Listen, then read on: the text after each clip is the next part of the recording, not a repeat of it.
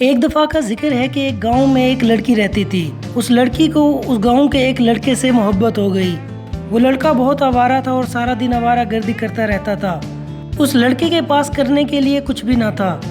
उस लड़के ने प्यारी प्यारी बातें करके उस लड़की को अपने प्यार में फंसा लिया। वक्त गुजरता गया और उनकी मोहब्बत ज़्यादा से ज़्यादा होती गई। काफ़ी वक्त गुजरने के बाद लड़की ने लड़के को मजबूर किया कि तुम मेरे घर वालों से मेरा रिश्ता मांगो। जब वो लड़का रिश्ता लेने के लिए आया तो उसके घर वालों ने उसको रिश्ता देने से इनकार कर दिया।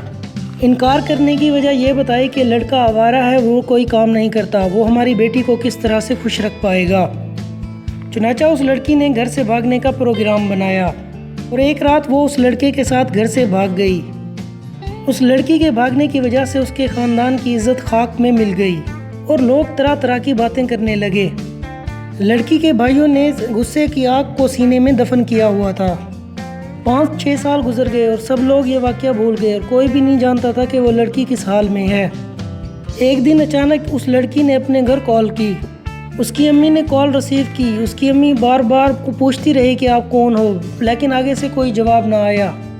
कुछ टाइम गुजरने के बाद उसके मुंह से माँ का लफ्ज़ निकला। जैसे ही वो लड़की बोली, माँ ने अपनी बेटी की आवाज़ को पहचान लिया।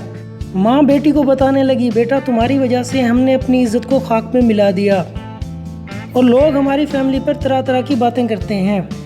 माँ ने अपनी बेटी से पूछा, बेटा आप खुश तो हो ना, क्योंकि माँ का दिल तो हमेशा माँ का दिल ही होता है। अभी इतनी ही बात हुई थी कि उसी टाइम उसका शौहर आ गया और उस लड़की ने डर के मारे कॉल को कट कर दिया।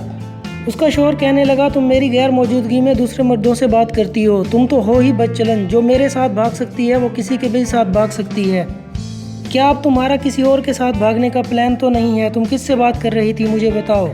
लड़की ये बात सुन के रोने लगी और अपने फैसले पे पछताने लगी कि काश मैंने अपना घर ना छोड़ा होता और माँ बाप और बहन भाइयों की बातों को मान लिया होता। इस कहानी से हमें ये सबक मिलता है कि माँ बाप के फैसले हमेशा ठीक होते हैं और जो लड़कियां माँ बाप को छोड़ देती हैं दूसरे मर्दों के लिए, वो सारा ज़िंदगी जलील और परेशान रहती हैं। लड़की की इज़्ज़त एक ऐसी चीज़ है जो एक बार चली जाए फिर आप चाहे सोने का भी बन जाओ, वो इज़्ज़त दोबारा नहीं आएगी।